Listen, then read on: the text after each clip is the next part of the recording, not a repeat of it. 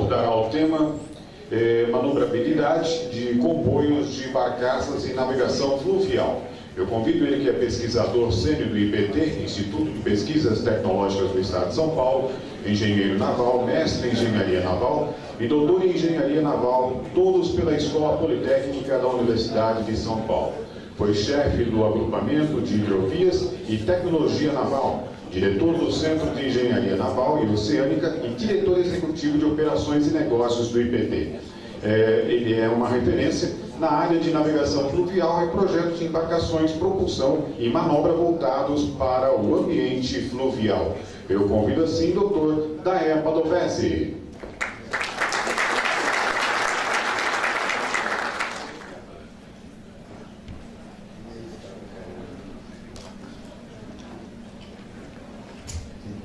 Boa tarde. Vamos entrar num mundo um pouco diferente. Acho que a navegação fluvial eu considero bem diferente da navegação de longo curso. Eu estava ali imaginando, né, como fazer uma comparação. Né? A gente tem uma preocupação grande com restrições, manobras, digamos, de maior risco e tal, com os navios de longo curso, quando a gente chega perto de portos e tudo mais.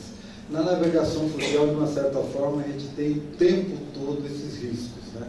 Então, de fato, a gente tem preocupações maiores com relação aos riscos o tempo todo, e as embarcações que resultam, elas parecem mais simples, mas acabam sendo adaptadas, adequadas, né, àquelas restrições que vêm dos rios onde se dá essa navegação. Basicamente, né, você tem, quando a gente pensa em rios, a gente pensa em restrições, o tempo todo, né? Você tem pontes, você tem trechos estreitos, tem águas rasas, tem correntezas, tem troncos, o tempo todo, dependendo do tipo de rio, né, os rios da região norte, por exemplo, o tempo todo você tem troncos flutuando com possibilidade de bater colisão no sistema de propulsão, no sistema de manobras, né? Você pode ter eclusas onde você tem barragens, barramentos, né?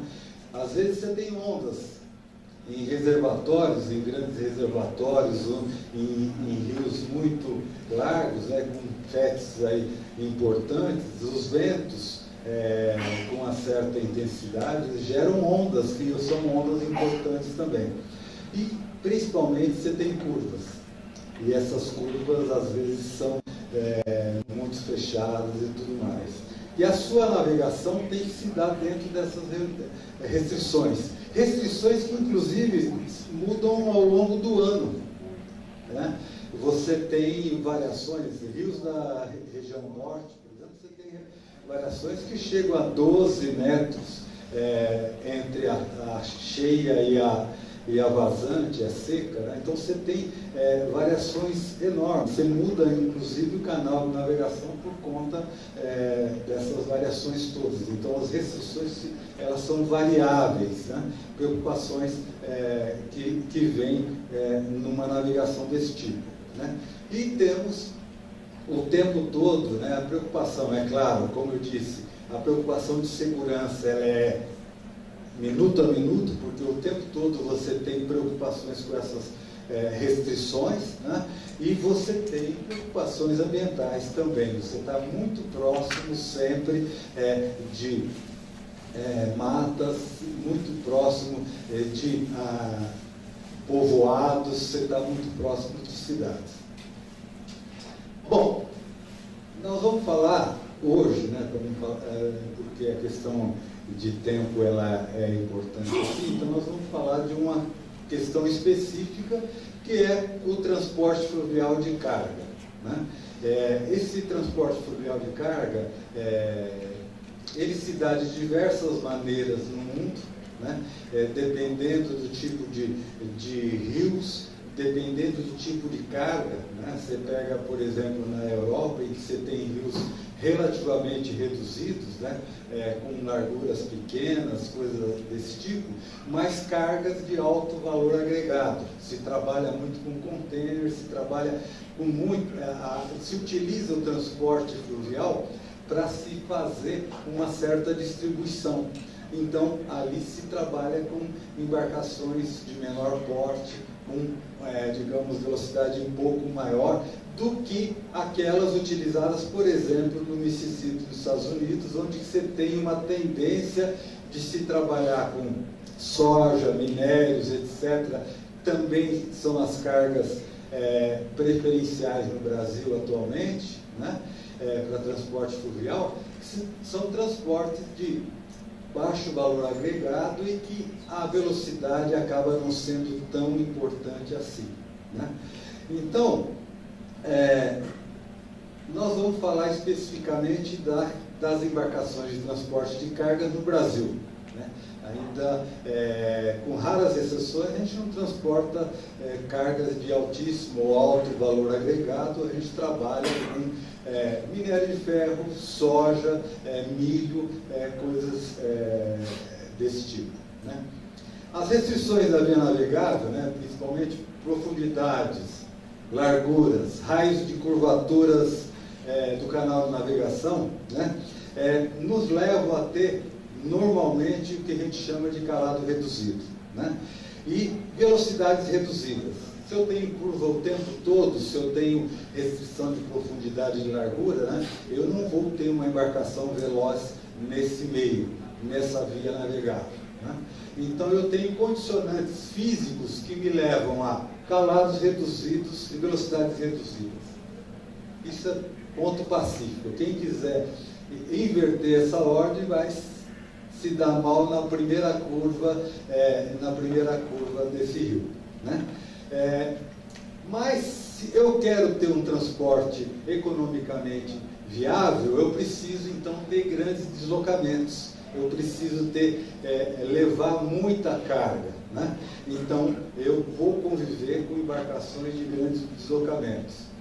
E eu também vou tentar ter o menor tempo de parada possível.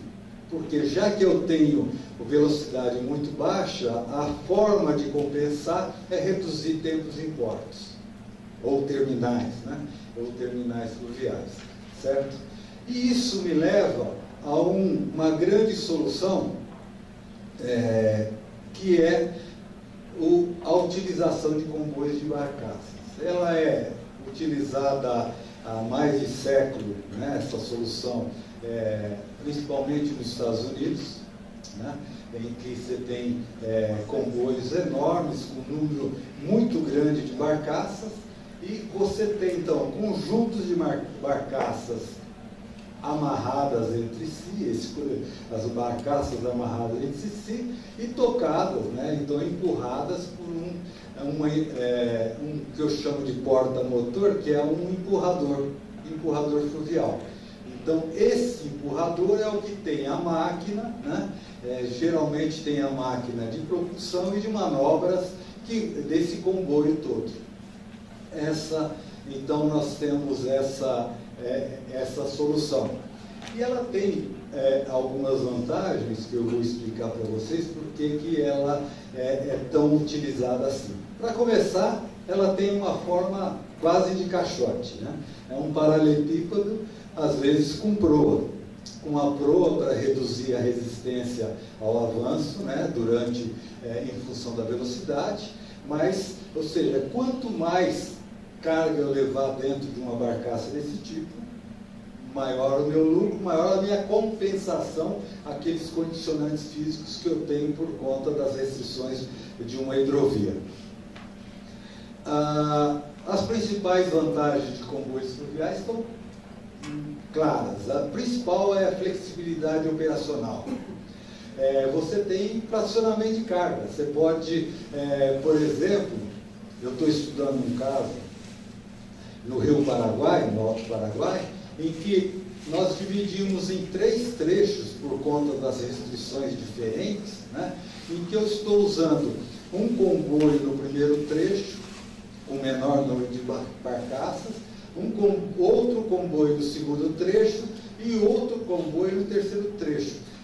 Um número menor no primeiro, um número intermediário no segundo e um número maior no terceiro. E eu posso fazer isso. Aos poucos eu vou agregando mais barcaças ao meu comboio para ter um melhor rendimento. Se eu usasse a restrição maior, que é do primeiro trecho, para fazer uma embarcação que não fosse um comboio de barcaças, eu provavelmente iria me dar mal em termos econômicos, porque a minha embarcação para trafegar o primeiro trecho, ela seria de dimensão relativamente reduzida.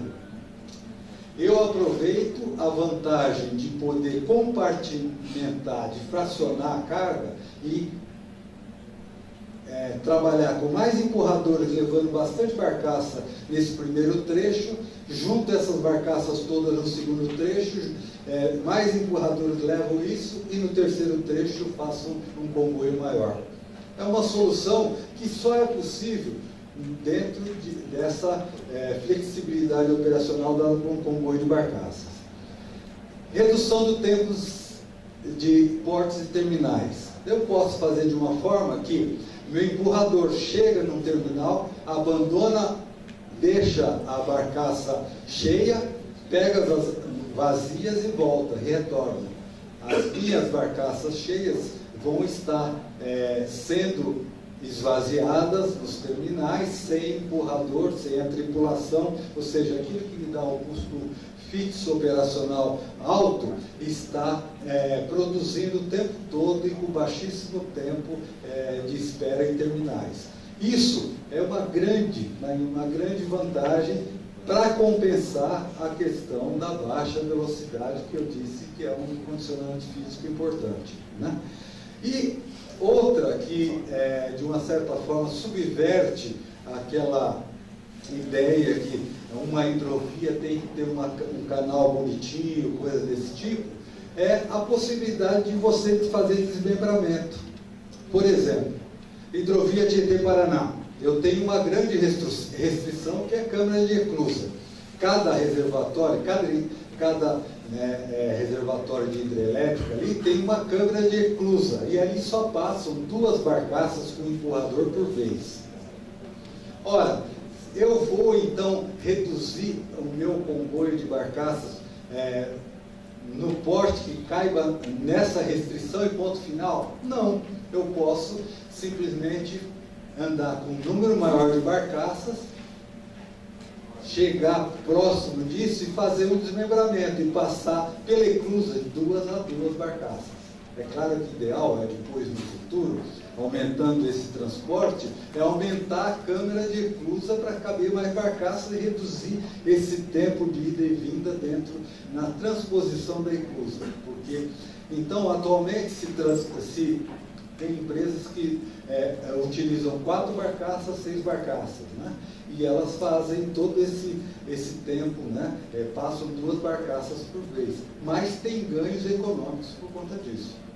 Isso só é possível porque eu uso a solução de comboio. Se eu usasse de um automotor, obviamente, esse automotor, ele teria que caber na câmara de eclusa, era o meu limite que eu ia transportar de carga naquela viagem, né?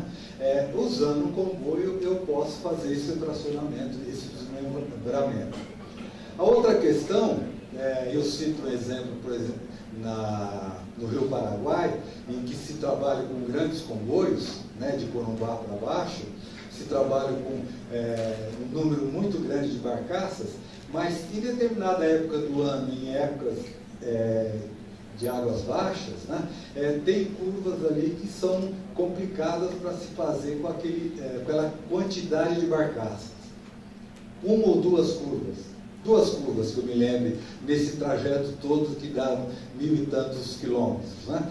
Eu vou reduzir pela metade o comboio para fazer essa viagem de 1.000 e tantos comboios por causa dessas duas curvas ou não? Não. A solução adotada e, digamos, racional, segura e economicamente adequada é você vir com o comboio grande, chega, desmembra, nessas passagens críticas você passa com meio comboio, o empurrador volta, pega, recompõe o comboio completo e segue até Argentina, Paraguai e Uruguai.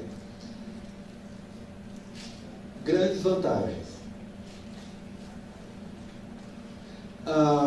Cuidados com a adoção de comboios fluviais, afinal de contas, né, a gente tem uma embarcação complicada. Eu acho que, inclusive, até para entender, né, na verdade, é um conjunto de embarcações trabalhando juntas, né, ou seja, unidas, amarradas. Né? É um conjunto de embarcações, né?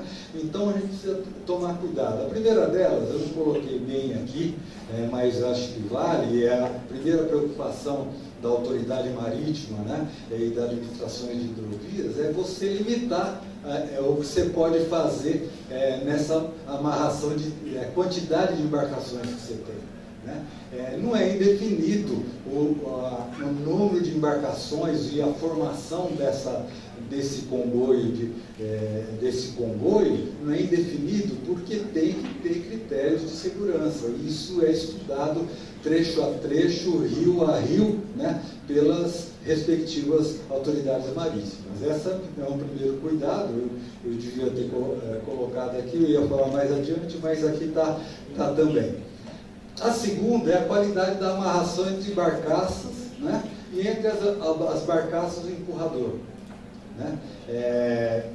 É claro que essas amarrações elas não podem fazer com que durante uma manobra, um percurso importante, algumas das embarcações se soltem desse conjunto. Então existem formas, né, de dimensionar essas amarrações. A estabilidade do empurrador em caso de colisão do comboio. Isso é um assunto que eu estou pessoalmente preocupado. A gente teve há um mês e meio atrás um acidente grave na região norte, em que um navio bateu num comboio de barcaças, né, ou vice-versa. Houve uma colisão e, infelizmente, aconteceu aquilo que eu considero um problema sério na estabilidade do empurrador, que ele não tem estabilidade para aguentar um momento de emborcamento devido a uma colisão importante. E, no caso da colisão, a tendência é romper a amarra que prende o empurrador às barcaças, e o empurrador tem um momento de emborcamento importante que leva a virar. Isso eu andei estudando aí dezenas de acidentes pelo mundo, né? Felizmente o Brasil não tem tanto, espero que não venha a ter mais, mas principalmente os Estados Unidos tem muito, né? E muito por conta de um assunto ainda não muito resolvido. Eu estou querendo me dedicar um pouco a essa questão. Potência adequada instalada no empurrador para segurança em situações de emergência, principalmente parada brusca. Algum problema à frente, né, isso vale para qualquer tipo de embarcação marítima, de longo curso, de cabotagem e tal. Algum problema à frente, a embarcação tem que ter a qualidade, a capacidade de parar num determinado tempo, percorrendo uma certa distância, né, que não seja maior do que aquela da sua visão, da sua visada. Né? Alguém percebeu um problema à frente, tem que ter condições de parar a sua embarcação. É claro que embarcações grandes, com toda a sua inércia, tem um tempo muito grande de parada, né? Agora, as embarcações fluviais, obrigatoriamente, elas têm que ter uma distância de parada brusca muito menores, proporcionalmente aos seus comprimentos, do que embarcação de mar. as curvas, a sinuosidade do traçado, né, elas nos fazem ver que a gente tem que parar em muito menos tempo, uma distância muito menor do que 1 quilômetro, 2 quilômetros, coisa desse tipo. Então, se trabalha em mar com 5 a 10 comprimentos da embarcação para a distância de parada, como referência e tal, em navegação fluvial a gente tem trabalhado com 2,5. 2,5 a 3, no máximo, comprimentos da embarcação para essa parada brusca. Então você tem que ter potência suficiente para, numa situação de emergência, reverter motor e conseguir brecar, entre aspas, essa embarcação com essa distância de segurança. Sistemas de manobra, e aí a gente vai falar bastante um pouco disso aqui, né? Para garantir a manobrabilidade adequada à segurança da navegação, e rios que têm normalmente traçados sinuosos e tudo mais para essas questões. Bom, o grande desafio sempre é dimensionar. Quando eu falo em dimensionar, quando a gente vai falar, né? Um comboio adequado para cada via específica. E aí não existe mágica, ou seja, não existe. Você tem que estudar a via, as características da via, né, para garantir segurança, baixa interferência ambiental e ganhos econômicos, né, é claro. Então, isso é uma questão que a gente defende. Eu acho que não existe solução para se ter ganhos econômicos, ponto final. Você tem que estar ali, ver a solução, se ela atende requisitos importantes de segurança, indispensáveis, e se ela atende requisitos de mínima interferência ambiental também, que cada vez mais um requisito, tem a sua importância, né? Dimensionar, no caso, seria determinar dimensões e quantidade de barcaças, calados. Quando eu falo em calados, ele está preocupado, então, com os pés de piloto, a distância entre fundo e a base, a linha base da embarcação, né? E a formação do comboio. Se isso cabe ali dentro daquela via com segurança, se isso é adequado para aquele transporte, né? E a questão de escolher equipamentos, projetar a potência tal do empurrador, que tem a sua grande importância, né? Barcaça é um porta-carga, é uma caixa, né, porta-carga. Toda a questão relacionada com segurança, né, vem dos equipamentos, da potência instalada e do tipo de equipamentos que eu vou ter no empurrador, né? Isso é importantíssimo que se compreenda as melhores soluções para garantir aquilo. Segurança, principalmente, né? Eficiência operacional, porque, afinal de contas, sem eficiência operacional não vai existir o transporte, né? E a questão até de eficiência, digamos, de não interferência ambiental.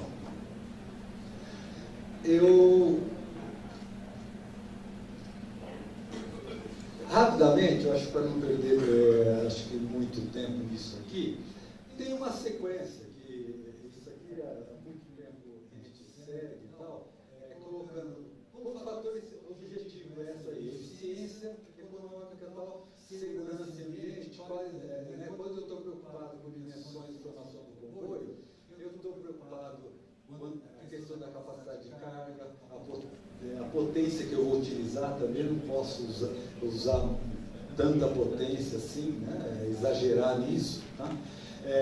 Dimensões e custos e assim por diante. Então, a qualidade de manobra, que acho que a gente vai falar um pouco de manobra aí, a diminuição de tempos, né? Se eu tenho uma embarcação que manobra melhor, eu consigo reduzir tempos, apesar de ter uma velocidade máxima, digamos, até fixa, eu consigo diminuir tempos. Vou mostrar por quê, né? E manutenção de rumos, evitar riscos de colisões, risco de encalhes, né? Isso é importante, tá? Bom, Fixado um determinado número de barcaças, a segurança da navegação depende de manobrabilidade do sistema de propulsão, manobrabilidade, eficiência em curvas, grande controlabilidade.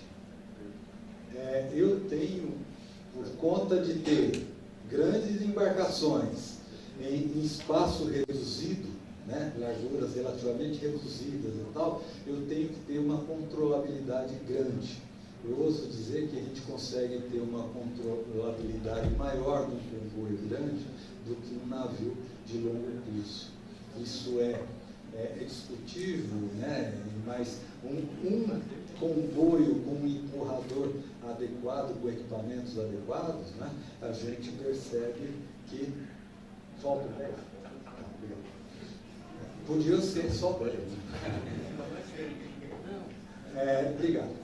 As distâncias, a sistema de propulsão, eu me preocupo com potência instalada, principalmente que eu vou utilizar para obter a velocidade que eu preciso, levando em conta correnteza, ventos, etc., sistema de propulsão.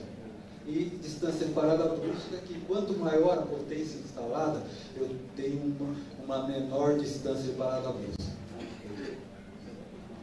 Bom, aqui eu já falei, então basicamente é isso. Nós precisamos o tempo todo estar preocupado em manobrar bem a embarcação fluvial. Né? A controlabilidade em velocidades baixas é um requisito.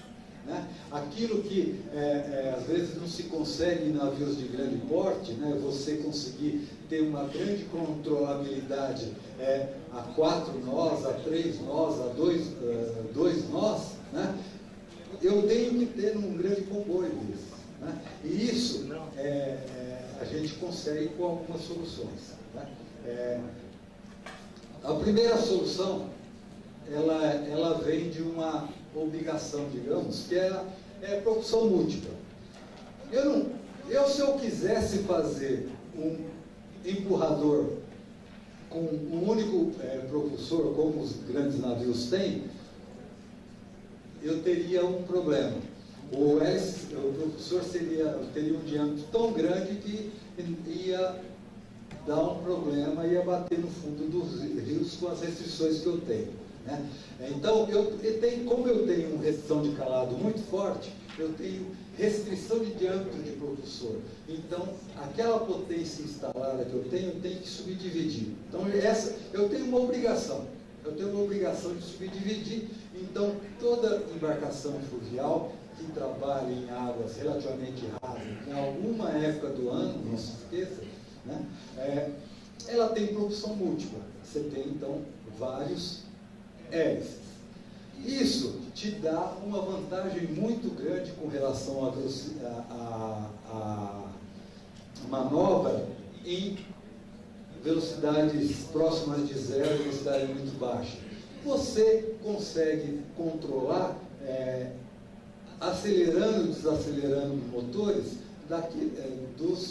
dos hélices que são laterais. É possível, inclusive, até eu colocar um hélice avante, outra ré, né? Criando um momento importante de giro, até sem usar até leme, nesse caso aí, com velocidade muito pequena. Tal. Eu tenho uma manobrabilidade muito grande a baixa velocidade. Quando eu tenho propulsão convencional, eu posso trabalhar com leme de flanco. O leme de flanco é esse leme aqui que fica avante do propulsor, e ele só vai operar quando os hélices estiverem operando a ré. Então eu estou com a embarcação parada, o leme de seguratura, que é esse que fica atrás dele, não vale nada, né? Eu ponho o leme a ré, estou fazendo algum tipo de manobra aqui, esse leme de flanco, ele age bem. Normalmente são 2 lemes de flanco, né, que ficam à frente de um hélice. Isso é muito utilizado nos empurradores do Mississippi, do Paraguai, né? E atualmente, né, existe uma tendência de cair em desuso e uma substituição pelo propulsor azimutal. Vamos discutir isso um pouco. E a utilização de lentes maiores, aí, lentes com flaps, né? Em que você aumenta o poder de força, digamos, de sustentação do leme pelo acionamento de flap. Isso é uma questão importante também. E o propulsor azimutal, né, que acho que todos conhecem, que tem o eixo vertical, ele pode substituir, então, ele tira a função do leme, então você gira o propulsor e consegue ter, então, a força numa direção tal que proporcione um momento de giro para essa embarcação. Eu só queria rapidamente falar, isso aqui é a base de propulsão e manobras de embarcações fluviais. Como eu tenho grandes potências, como eu tenho hélices de pequenos diâmetros, quando você vai descarregar grandes potências em áreas pequenas de pás, a gente tem o que a gente chama de autocarregamento das pás, ou seja, tem grandes diferenças de pressões para me dar aquele empuxo que eu quero. Eu estou despejando uma potência muito grande em área pequena de pá, eu tenho altos carregamentos.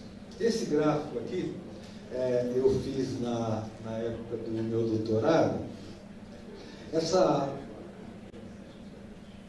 linha amarela, ela mostra a eficiência ideal, teórica, de propulsores. Ou seja, o melhor propulsor que não existe, nunca vai existir, ele teria aquela eficiência amarela lá. E quanto maior o carregamento do hélice, ou seja, quanto maior essa relação entre potência, ou seja, o empuxo, e a área de pá, menor a eficiência. Então, vocês percebem que embarcações que têm coeficiente de carregamento, e aqui estão as embarcações marítimas, né? Elas trabalham com eficiências altas, e as embarcações tipo com barcaças fluviais, que trabalham aqui nessa região, têm baixíssima eficiência, tá? E aqui embaixo, em vermelho, eu coloquei uma série Kaplan, que é de hélice e duto, e em azul a série Trust, que é sem duto.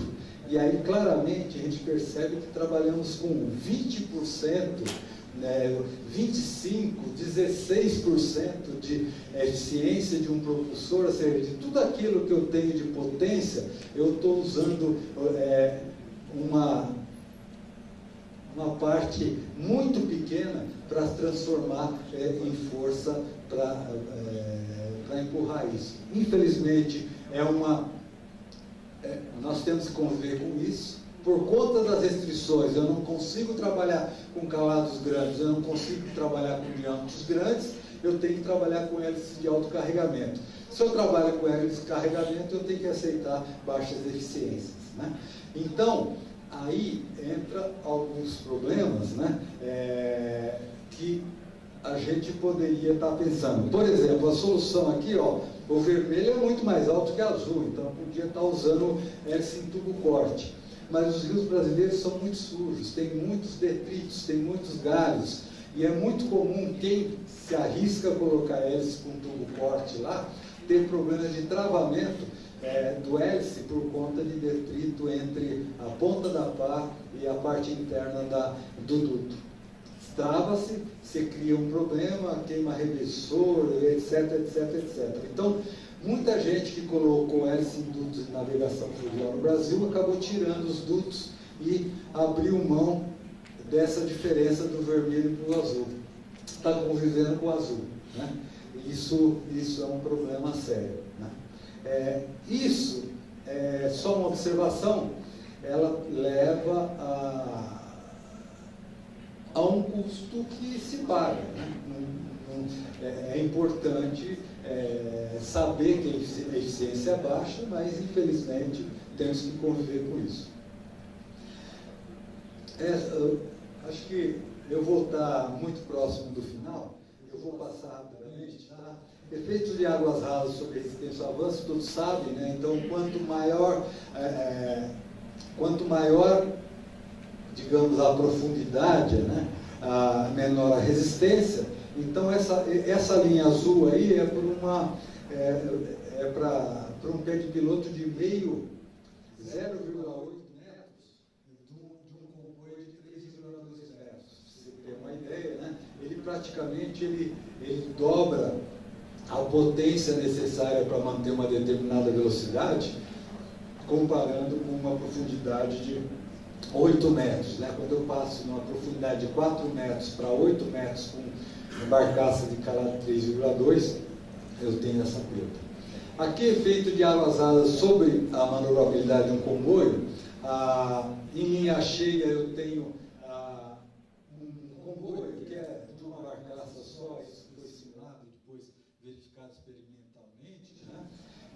A linha cheia é um giro de um comboio em águas profundas, e a outra, a maior, né, em águas rasas, dá para perceber aí, né? 1,3, a relação entre a profundidade e o calado, 1,3 ali. É bem restrita, ou seja, águas muito rasas, né? Fazendo então um giro dessa barcaça em águas muito rasas, tem esse acréscimo aí na diminuição do aumento, né, do diâmetro, né? O que percebe, ou seja, a diminuição da manobrabilidade acaba sendo, digamos, visível nessa comparação. Eu já falei questões de nível d'água ao longo do ano, a questão do corrente de livre, de rios de corrente livre, acontece, né? Aquilo que era canal um ano, no outro ano pode virar banco de areia. Há uma flutuação, uma variação da região onde tem água correndo, né? E há uma necessidade anual, praticamente, de se ter um novo balizamento, batimetrias e novos balizamentos na maior parte dos rios brasileiros. Uma condição crítica de manobra é aquela com comboios vazios. Normalmente você tem problemas muito sérios com ações de ventos, través e tal, e aí no caso, esse é o principal problema de manobra de grandes comboios, né? Nesse caso, se estuda, se trabalhar com, eu vou passar isso, depois eu vou, se trabalhar com sistemas auxiliares de manobra como um bow boat. Por exemplo, aqui tem um exemplo de uma referência que eu esqueci de colocar aqui, mas eu acho que na apresentação que vai disponibilizar eu posso colocar essa referência, em que se fez uma simulação. O primeiro aqui, o primeiro gráfico mostra o percurso de um comboio, né, descendo o rio nessa curva, né, descendo o rio sem o longboard, só com propulsão, digamos, e lentes convencionais do empurrador, certo? Dá para perceber como fica, né? E nesse outro gráfico foi colocado então uma embarcação avante que tem só a função de proporcionar força lateral para um lado ou para o outro de acordo com o comando do piloto, certo? E ele consegue então ter essa trajetória numa curva de uma forma bem adequada, né? Dá para perceber que você consegue nisso trabalhar com velocidades com menores reduções, e dá para perceber que reduz o risco de colisão em margens, né, com bowboat. Então, esse é um tipo de solução que se está estudando, e a gente está querendo aplicar naquele trecho 1 e trecho 2 que eu citei aqui, lá no Alto Paraguai, né, para melhorar a manobrabilidade do comboio em trecho muito sinuoso. Bom, eu acho que o restante, eu acho que aqui a questão, eu ia falar de algumas coisas, mas elas vão estar na apresentação, aí que eu disponibilizaram para vocês, alguns trabalhos que a gente andou fazendo, que a gente faz, né? A gente tem um trabalho principalmente experimental, nossos estudos são com bases experimentais, né? Em escala real, no nosso tanque de provas, né? E em alguns, a gente fez um estudo em semi-escala, com a escala 1:6, em que o modelo era manobrado com pessoa, né? Isso foi feito no Rio Tietê. Isso nos dá, acho que, dados aí para estudar esses sistemas auxiliares de manobra, esses sistemas alternativos, coisas desse tipo. Então, para não tomar muito tempo de vocês, eu acho que eu vou terminar por aqui, mas colocando, acho que o principal recado, acho que é isso. Navegação fluvial, restrição o tempo todo. Às vezes não vale para determinado trecho do Rio Amazonas, ou alguma coisa muito grande assim, né? Mas, Rio Amazonas tem muito tronco, tem muita colisão com tronco, tem muitos riscos que normalmente não se tem nem na costa, nem em alto mar, né? Mas, normalmente, a navegação fluvial você tem que encarar como uma navegação especial com restrição o tempo todo, atenção o tempo todo e soluções. As soluções elas têm que ser buscadas para melhorar cada vez mais. Atualmente, tem um grande investimento em soluções importantes. Por exemplo, propulsão diesel-elétrica ou gás elétrica é uma solução que vai cada vez mais ser utilizada em empurradores fluviais. Para facilitar uma coisa que a gente usa o tempo todo, que é aceleração e desaceleração. Aquilo que eu falei de se usar os hélices laterais para o tempo todo melhorar a manobra, etc., fica melhor com o motor elétrico.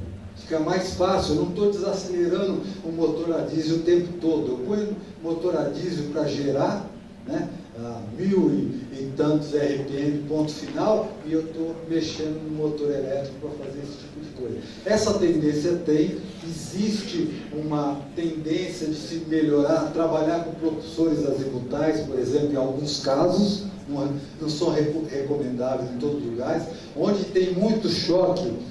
O propulsor azimutal vai se inviabilizar por conta de manutenção muito cara e, digamos, muito frequente, né? Então, mas soluções importantes estão vindo para melhorar essa questão do enfrentamento a todo minuto dessas restrições que tem a navegação fluvial, né? Tem refresco? Tem. Épocas de água cheia, você tem um mar ali, etc., tal, pode relaxar. Acho que o pessoal vai relaxar um pouco mais, mas em épocas, digamos, de águas médias e baixas, a tendência é você ter um leão a cada curva. É isso. Agradeço a atenção. Obrigado.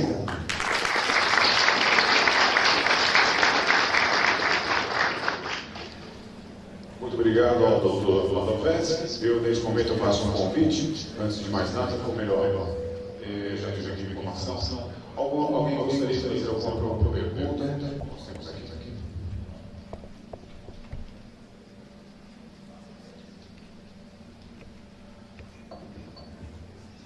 Professor, boa tarde. No livro do professor Freire tem alguns gabaritos de navegação de algumas hidrovias, né? Eu não sei se isso está valendo ainda, ou a quem a gente deve recorrer para saber se isso ainda tem alguma validade legal. Uma coisa é a gente estar falando de gabarito de hidrovia na hidrovia Tietê-Paraná, que tem uma administração, tem pessoas atuantes e tudo mais. Outra coisa é a gente estar falando de Amazônia, né? Não seria o caso de na Amazônia ter algum tipo de gabarito pré-estabelecido de navegação, ou então um tipo de comboio máximo, como é o comboio tipo Tietê-Paraná, para a gente não ficar toda hora tendo que se ver às voltas com pedidos de aumento de comboio, de alteração de parâmetros que às vezes é muito difícil de analisar. A segunda pergunta tem a ver com o slide que o senhor não passou. O senhor não acha que existe uma resistência um pouco grande dos comandantes de comboio em desmembrar os comboios ao passarem embaixo de pontes, né? E às vezes a Marinha se defronta com algumas situações de obras de pontes mais antigas, antes da normalização da Marinha atual, digamos assim, onde no Dolfo, no vão principal da ponte, não existe Dolfo de proteção. Será que o senhor podia falar um pouco sobre isso? Tudo bem. Eu acho que é saudável se chegar a dimensões máximas. Eu acho que é saudável. Digamos, saudável em termos de segurança, né? Ou seja, em algum momento você tem que ter um balizamento, você tem que ter uma referência do que é possível, qual a embarcação máxima que se trafega naquele trecho. Acho que isso é um objetivo, acho que é razoável. O que está acontecendo no Brasil, eu acho que é o seguinte: nós estamos iniciando navegação em muitos lugares, onde não havia navegação. Então, por exemplo, mesmo no Tietê-Paraná, a navegação no Tietê, ela começou em 1995, muito recente, com os comboios. Antes se navegavam com embarcações bem menores, tal. Começaram a colocar embarcações, tentaram colocar embarcações de 4 barcaças em 1995. E aí, acho que no início dessa navegação, já aconteceram nos primeiros 6 meses 3 colisões em pilares de pontes importantes. Chegaram a derrubar 2. Infelizmente não matou ninguém naquele momento, né? E aí foi quando se buscou, e acho que a Marinha teve um papel muito importante, que se exigiu então estudos para, primeiro, como defender os pilares, né?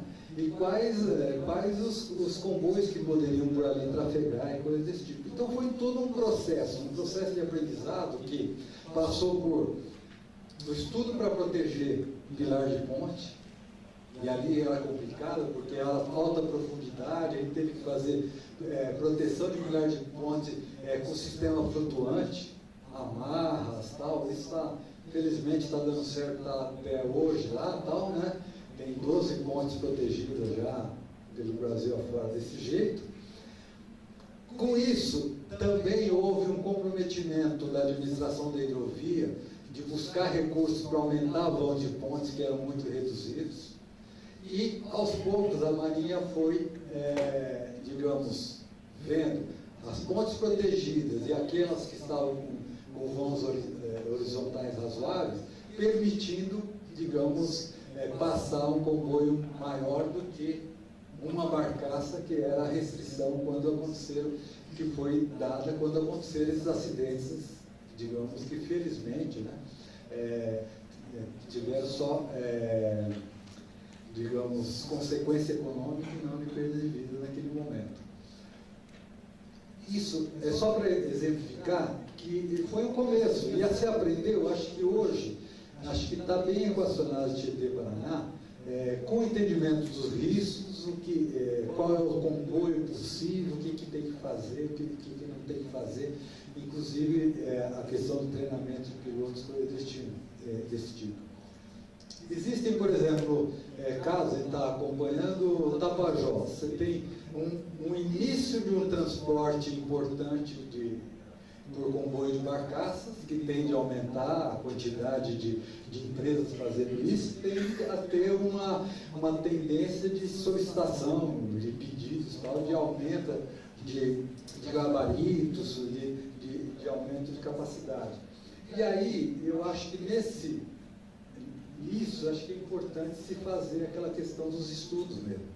Os estudos estão falados aqui, eu acho que, felizmente, nós estamos desenvolvendo, né, eu acho que aqui, parabenizar o pessoal da USP, né, à frente o doutor Tanuri, né, esse tipo de iniciativa, esse tipo de coisa que se fez aqui, está mostrando para a gente o seguinte, ó, é possível se fazer estudos bons e relativamente rápidos, relativamente baratos, né, para se tirar algumas conclusões e algumas dúvidas, né?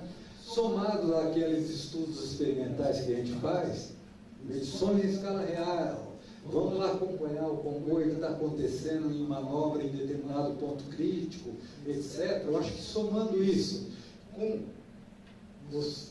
uma certa análise de risco, né?